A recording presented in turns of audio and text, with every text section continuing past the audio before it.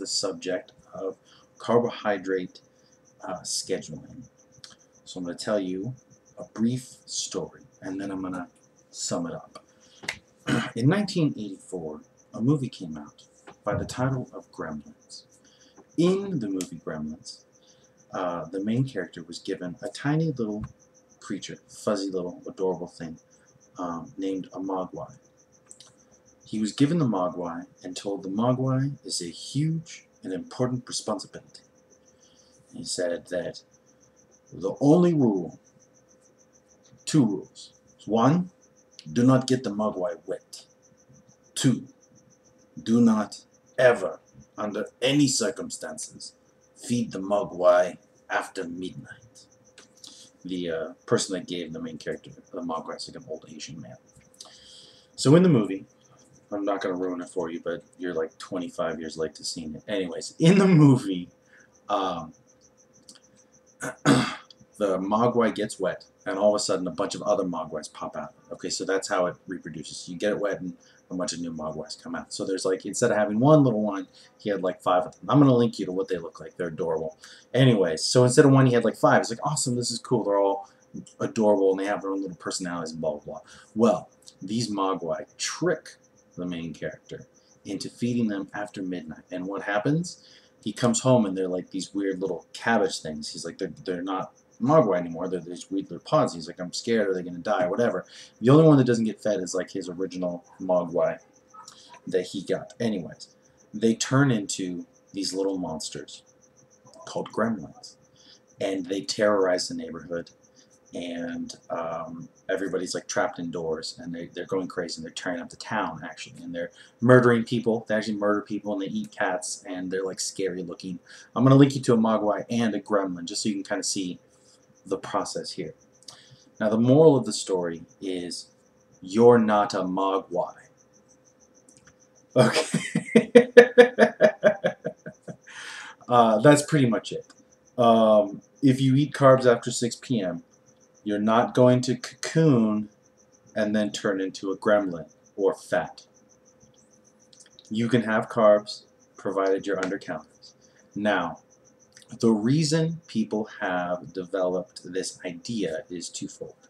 One, and this is the main one, when you eat carbohydrates, specifically if they're like simple, already processed, they can be broken down into sugar called glycogen. It's not like table sugar. It's a raw sugar. It's a usable sugar. Even table sugar has to get turned into sucrose, and then processed by the body and turned into another type of energy, which I believe is also glycogen. So glycogen is what your body uses. So first, your body takes in whatever carbohydrates, whatever that is, and it turns it into sucrose, I believe, and then it turns the sucrose into glycogen, and it stores that in the muscle tissue. The way it does that is by using insulin. Insulin, when you eat something that's sugary or that's easily broken down, your blood sugar goes up, and then insulin comes in to store that blood sugar, that sugar that's in your bloodstream, into the fatty tissue and into the muscle. So the thought process is, okay, if you're not exercising at night, you're going to bed. Most people don't work out at night, after work or whatever.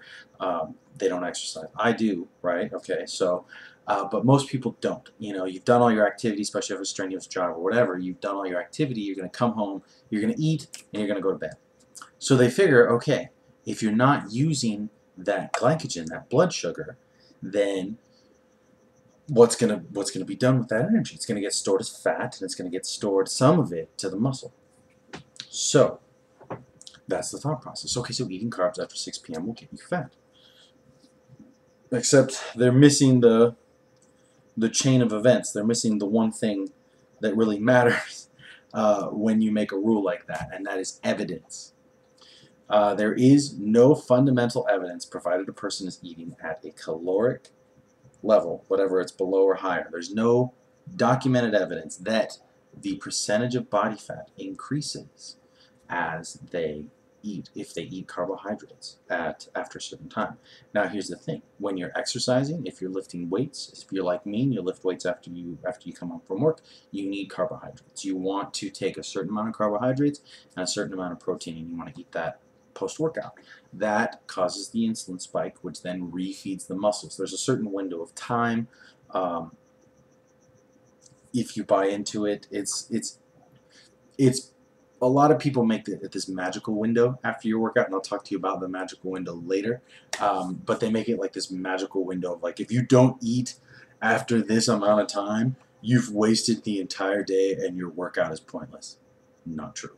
Also, but we're talking about carbohydrates right now. So if you've exercised, if you're like me and you exercise after work, you should have some carbohydrates. You should, because you're going to want to start to refill the muscles with energy.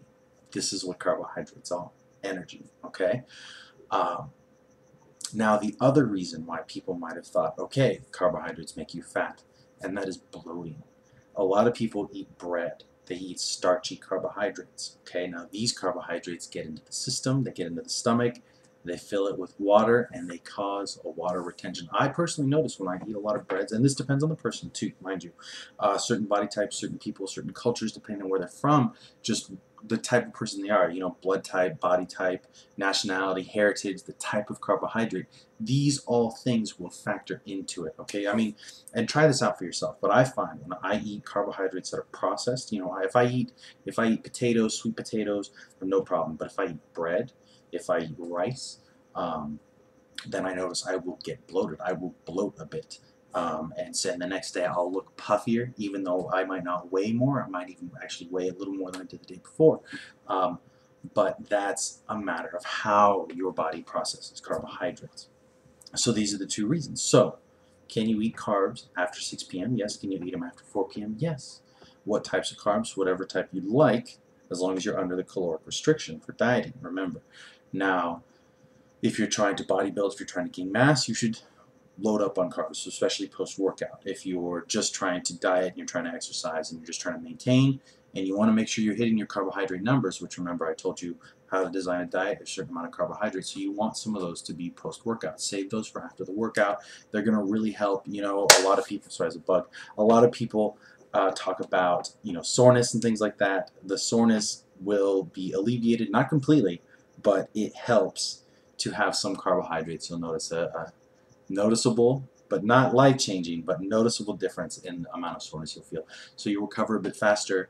Your muscles will have energy so that you can work out the next day or the day after the next day. And they're good for you. Carbs are not the enemy. Carbs are not the enemy. Carbs do not make you fat. Overeating makes you fat. And if you want to eat after 6 p.m., fine. Now, I'm going to talk a little later. I'm going to do another video about intermittent fasting and scheduling eating times and things like that. That's a whole other thing. So I'll talk to you about different things about that a little later. But for right now, if it's after 6 p.m. and you're watching this and you've got some calories and you want to go have some carbs, go for it. But pay attention. Pay attention to the next day. Pay attention to how you feel. Do you feel bloated? Do you feel weighted? Then maybe the type of carbohydrate you're having, you shouldn't be having.